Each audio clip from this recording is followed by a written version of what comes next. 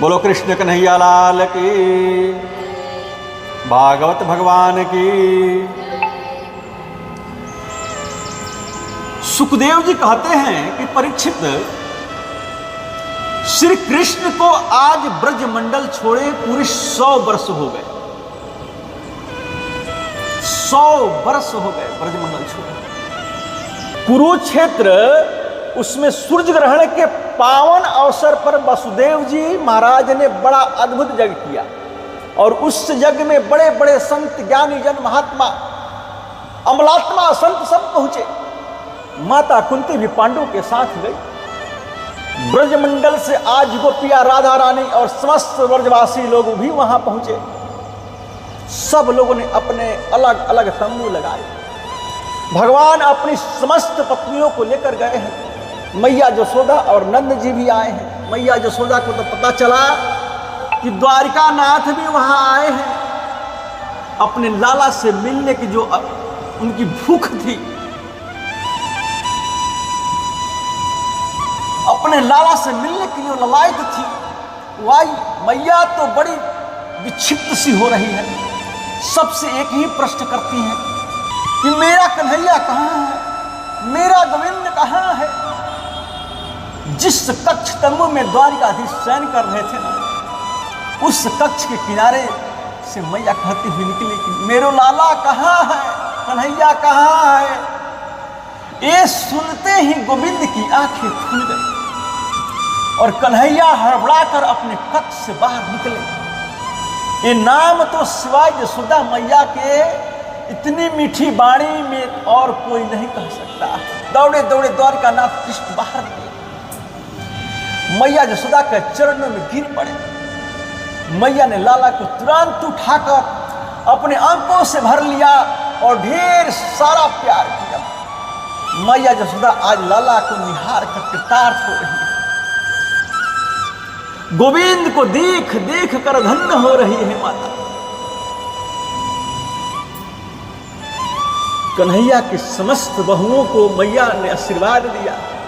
लाला के नाती बेटा सबसे मिली, प्रद्युम्न, अनिरुद्ध, शाम सबसे मिली और बहुत आशीर्वाद लेकर वहां 5 दिन वास किया। आचार्य सुखदेव जी कहते हैं कि कृष्ण पत्नियां जब द्रौपदी से मिली तो द्रौपदी ने जो जो प्रश्न किए, माताएं जहां निश्चिंत होकर बैठती हैं तो वहां तो सत्संग शुरू हो जाता है। वो भी ऊंचे स्तर का सत्संग हो रहा है। रुक्मिणी जी और समस्त रानियां सब द्रौपदी से मिली तो मालूम है क्या सत्संग हुआ। द्रौपदी ने कृष्ण पत्नियों से पूछा कि बताओ तुम्हारा विवाह कैसे हुआ। अब तो एक एक पत्नी ने विवाह का वर्णन किया। मेरे विवाह में इतने झगड़े हुए, मेरे विवाह में इतनी सेना आई, सब वर्णन किया। लेकिन वहीं कृष्ण पत्नियां कन्हैया से बोली कि सुन, कि हमने सुना है कि राधा रानी आई है, गोपियां आई हैं, हमारा दर्शन करने का मन है। गोपाल बोले जरूर का जाओ, जरूर जाओ, लेकिन खाली हाथ मत जाना। कृष्ण की पत्नियां ने सुंदर स्वर्ण लोटे, सुंदर स्वर्ण लोटा में दूध भरकर हाथ में ले लिया। राधा रानी का जो सौंदर्य है वो बनावटी नहीं है। सौंदर्य 2 प्रकार का होता है। एक होता है तेजस्विता का सौंदर्य, भजन की सुंदरता, ज्ञान की सुंदरता। एक होता है बादाम रोगन की सुंदरता।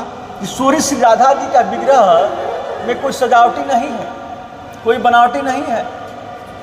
रुक्मिणी, जमवंती, सत्यभामा सब जा रही है राधा रानी के दर्शन करने के लिए। 7 ड्योढ़ियों को पार करना होगा। पहली ड्योढ़िया पर खड़ी गोपियां इतनी सुंदर, श्री कृष्ण पत्नियों ने उनको भी राधा रानी समझा। राधा रानी प्रणाम करती हैं। अरे नहीं, क्या करती हैं आप, हम राधा नहीं हैं, हम तो उनकी दासियां हैं, हम तो उनके दासियों के दासी हैं। रुक्मिणी ने कहा ये दासियों की दासियां, दासियां इतनी सुंदर है तो राधा रानी कितनी सुंदर हो। दूसरी ड्योढ़ी पर गई तो उन्हें राधा समझा। तीसरी ड्योढ़ी पर गई वहां खड़ी गोपी को राधा रानी समझा।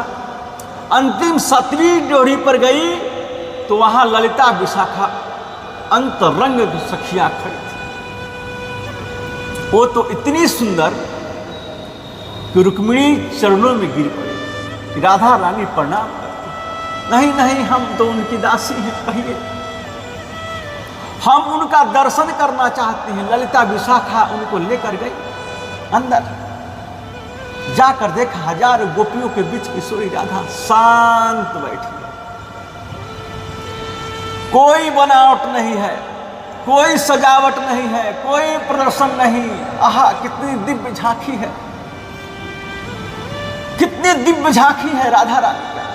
कृष्ण पत्नियों ने जाकर उन्हें प्रणाम किया। राधा रानी खड़ी हो गई और उन्हें अंक से भर लिया। बहुत देर तक चर्चा हुई।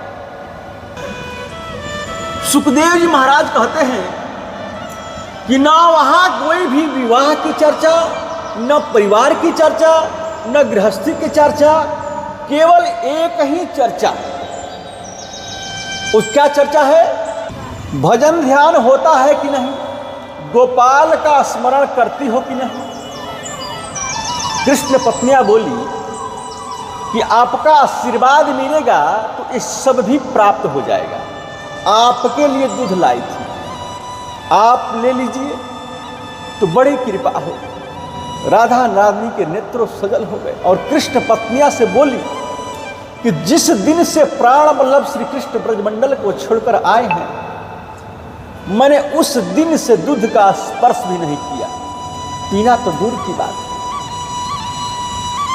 रुक्मिणी जी के मुंह से निकल गया कि प्रभु ने ही तो आपके लिए भेजा है। इस बात को सुनते ही राधा रानी विह्वल हो गई और रुक्मिणी के हाथ से तुरंत लोटा लेकर मुंह में लगा और एक सांस में ही पी गई। इतना गर्म गर्म दूध एक सांस में ही पी गई, क्योंकि उन्होंने कहा कि श्री कृष्ण ने भेजा है। बहुत देर तक सत्संग चर्चा हुई। वहां से कृष्ण पत्नियां लौटकर कृष्ण के पास पहुंची और कृष्ण के चरणों की ओर देखा तो कन्हैया के चरणों में छाले पड़े हैं। भगवान के चरणों में छाले पड़े हैं। रुक्मिणी ने बोली कि आप कहीं गए थे क्या? कन्हैया बोले नहीं, कहीं नहीं गया। फिर धूप में आप नंगे पांव कहीं गए थे? तो आपके पांव में छाले कैसे पड़ गए? गोविंद बोले ये छाले तुमने ही तो किए हैं, ये छाले तुमने ही तो किए हैं। किशोरी राधा को तुमने जो गरम गरम दूध पिला दिया ना, उनके हृदय में ही तो मेरे चरणों का वास है। मेरे हृदय में किशोरी श्री राधा का चरणों का वास है। अब रुक्मिणी जी तो गदगद हो गई, प्रफुल्लित हो गई और किशोरी श्री राधा के चरणों को प्रणाम करने लगी। वास्तव में सत्य बात, राधा कृष्ण शब्द रूपम वै श्री राधा कृष्ण स्वरूपिणा। स्वरूपिणम, राधा ही श्री कृष्ण है, कृष्ण ही राधा है। नाम दो है लेकिन चीज एक ही है, कोई अंतर नहीं है। कृष्ण पत्नियों को आज एक ज्ञात हुआ, उनके मन का अभिमान दूर हो गया। त्याग को देखना है तो किशोरी जी के चरित्र को देखो, वैराग्य देखना है तो गोपियों के चरित्र को देखो।